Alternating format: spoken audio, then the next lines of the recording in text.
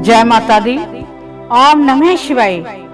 आज हम श्री शिव पुराण के रुद्र संहिता द्वितीय सती खंड के 29वें अध्याय का श्रवण करने जा रहे हैं।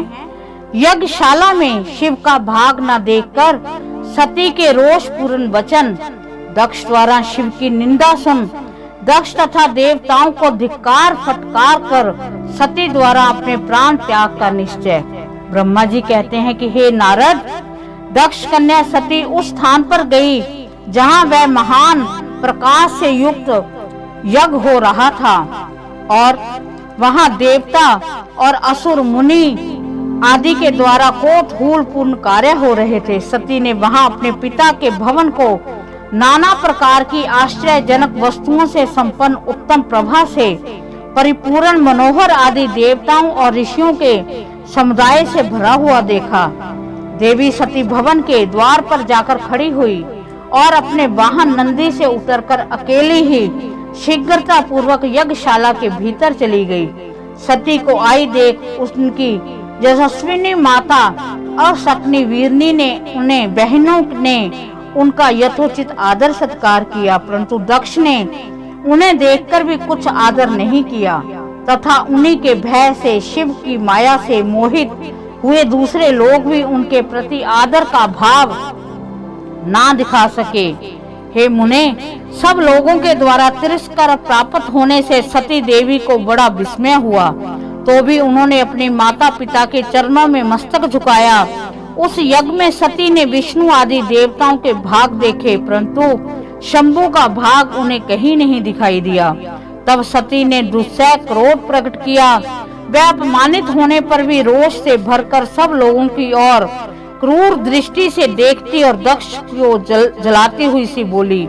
सती ने कहा कि प्रजापते, आपने परम मंगलकारी भगवान शिव को इस यज्ञ में क्यों नहीं बुलाया, जिनके द्वारा ये संपूर्ण चराचर यज्ञ पवित्र होता है, जो स्वयं ही यज्ञ बेताओं में श्रेष्ठ, यज्ञ के अंग, यज्ञ की दक्षिणा, यज्ञ कर्ता जजमान है। उन भगवान शिव के बिना यज्ञ की सिद्धि कैसे हो सकती है। अहो, जिनके स्मरण करने मात्र से सब कुछ पवित्र हो जाता है, उन्हीं के बिना किया हुआ ये सारा यज्ञ अपवित्र हो जाएगा। द्रव्य, मंत्र आदि, हव्य और कव्य, ये सब जिनके स्वरूप हैं, उन्हीं भगवान शिव के बिना इस यज्ञ का आरंभ कैसे किया गया। क्या आपने भगवान शिव को सामान्य देवता समझकर उनका अनादर किया है? आज आपकी बुद्धि भ्रष्ट हो गई है, इसलिए आप पिता होकर भी मुझ अधम जच रहे हो।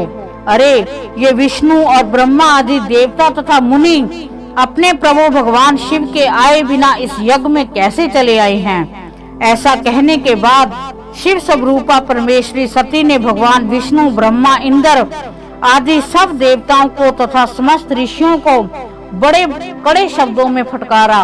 और ब्रह्मा जी कहते हैं कि नारद, इस प्रकार क्रोध से भरी हुई जगदम्बा सती ने वहां व्यथित हृदय से अनेक प्रकार की बातें कही। श्री विष्णु आदि समस्त देवता और मुनि जो वहां उपस्थित थे, सती की बात सुनकर चुप रह गए। अपनी पुत्री के वैसे वचन सुनकर कुपित हुए दक्ष ने सती की ओर क्रूर दृष्टि से देखा और इस प्रकार कहा। दक्ष बोले कि हे भद्रे, तुम्हारे बहुत कहने से क्या लाभ है। इस समय यहाँ तुम्हारा कोई काम नहीं है, तुम जाओ या ठहरो, यह तुम्हारी इच्छा पर निर्भर है। तुम यहाँ आई ही क्यों हो? समस्त विद्वान जानते हैं कि तुम्हारे पति शिव अमंगल रूप हैं, वे कुलीन भी नहीं हैं, वेद से बहिष्कृत हैं और भूतों, प्रेतों तथा पिशाचों के स्वामी हैं। वह बहुत ही कुवेश धारण किए रहते हैं, इसलिए रुद्र को इस यज्ञ के लिए हमने नहीं बुलाया। बेटी, मैं रुद्र को अच्छी तरह जानता हूँ, अतः जानबूझकर ही मैंने देव ऋषियों की सभा में उनको आमंत्रित नहीं किया है। रुद्र को शास्त्र के अर्थ का ज्ञान नहीं है, वह उदंड है, दुरा आत्मा है। मुझ मूढ़ पापी ने ब्रह्मा जी के कहने से उनके साथ तुम्हारा विवाह कर दिया था, अतः शूच स्मते, तुम क्रोध छोड़कर शांत हो जाओ। इस यज्ञ में तुम आ ही गई हो तो स्वयं अपना भाग ग्रहण करो। दक्ष के ऐसा कहने पर उनकी त्रिभुवन पूजता पुत्री सती के शिव की निंदा करने वाले अपने पिता की ओर जब दृष्टिपात किया तब उनका रोष और भी बढ़ गया। वह मन ही मन सोचने लगी कि मैं अब शंकर जी के पास कैसे जाऊं। यदि शंकर जी के दर्शन की इच्छा से वहां गई तो उन्होंने यहाँ का समाचार पूछा तो मैं क्या उत्तर दूंगी। तदंतर तीनों लोकों की जननी सती रोषावेश से युक्त हो लंबी सांस खींचती हुई अपने दृष्ट हृदय पिता दक्ष से बोली। सती ने कहा कि जो महादेव जी की निंदा करता है अथवा जो उनकी होती हुई निंदा को सुनता है वह दोनों तब तक नरक में पड़े रहते हैं जब तक चंद्रमा और सूर्य विद्यमान है। अतः हे तात, मैं अपने इस शरीर को त्याग दूंगी, जलती आग में प्रवेश कर जाऊंगी। अपने स्वामी का अनादर सुनकर अब मुझे अपने इस जीवन की रक्षा से क्या प्रयोजन है।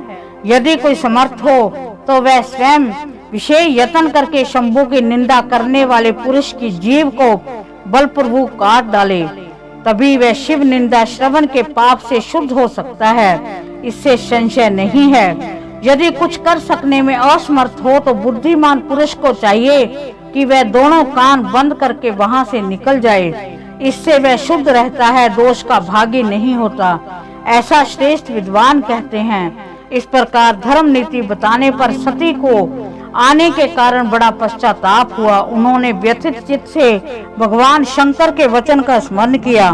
फिर सती अत्यंत कुपित हो दक्ष से, उन विष्णु आदि समस्त देवताओं से, मुनियों से भी निडर होकर बोली। सती ने कहा कि तात, तुम भगवान शंकर के निंदक हो, इसके लिए तुम्हें पश्चाताप होगा। यहाँ महान दुख होकर अंत में तुम्हें यातना भोगनी पड़ेगी। इस लोक में जिनके लिए ना कोई प्रिय है ना अप्रिय है, उन निर्वैर परमात्मा शिव के प्रतिकूल तुम्हारे सिवा दूसरा कौन चल सकता है। जो दुष्ट लोग हैं वह सदा ईर्ष्या पूर्वक यदि महापुरुषों की निंदा करें तो उनके लिए ये कोई आश्चर्य की बात नहीं है, परंतु जो महात्माओं के चरणों की रज से अपने अज्ञान अंधकार को दूर कर चुके हैं उन महापुरुषों की निंदा शोभा नहीं देती। जिनका शिव यह दो अक्षरों का नाम कभी बातचीत के प्रसंग से मनुष्य की वाणी द्वारा एक बार भी उच्चारित हो जाए तो वह संपूर्ण पाप राशि को शीघ्र ही नष्ट कर देता है। उन्हीं पवित्र कीर्ति वाले निर्मल शिव से तुम द्वेष करते हो। आश्चर्य है, वास्तव में तुम अशिव अमंगल रूप हो। महापुरुषों के मन रूपी मधुकर ब्रह्म आनंदमय रस का पान करने की इच्छा से जिनके सर्वार्थदायक चरण कमलों का निरंतर सेवन किया करते हैं, उन्हीं से तुम मूर्खता वश द्रोह करते हो। जिन्हें तुम नाम से शिव और काम से अशिव बताते हो, उन्हें क्या तुम्हारे सिवा दूसरे विद्वान नहीं जानते। ब्रह्मा आदि देवता, सनक आदि मुनि, अन्य ज्ञानी क्या उनके स्वरूप को नहीं समझते। उदार बुद्धि भगवान शिव जटा फैलाए कपाल धारण किए शंकर तो पार ब्रह्म परमात्मा हैं। उनमें इन दोनों ही प्रकार के कर्मों का प्रवेश नहीं है। उन्हें कोई कर्म प्राप्त नहीं होता, उन्हें किसी भी प्रकार के कर्म करने की आवश्यकता नहीं होती। पिताजी, हमारा ऐश्वर्य सदा शव के तुल्य घृणित इस शरीर को इस समय मैं निश्चित ही त्याग दूंगी और ऐसा करके मैं सुखी हो जाऊंगी। हे देवताओं और मुनियों, तुम सब लोग मेरी बात सुनो। तुम्हारे हृदय में दुष्टता आ गई है। तुम लोगों का ये कर्म सर्वथा अनुचित है। तुम सब लोग मूढ़ हो, क्योंकि शिव की निंदा और कलह तुम्हें प्रिय हैं। अतः भगवान हर से तुम्हें इस कुकर्म का निश्चय ही पूरा दंड मिलेगा। ब्रह्मा जी कहते हैं कि हे नारद, उस यज्ञ में दक्ष और देवताओं से ऐसा कहकर सती देवी चुप हो गई और मन ही मन अपने प्राण वल्लभ शंभु का स्मरण करने लगी। इस प्रकार रुद्र संहिता द्वितीय सती खंड के 29वें अध्याय का समापन होता है। भगवान शिव माँ सती हम सब पर अपनी कृपा दृष्टि बनाए रखें। ओम नमः शिवाय।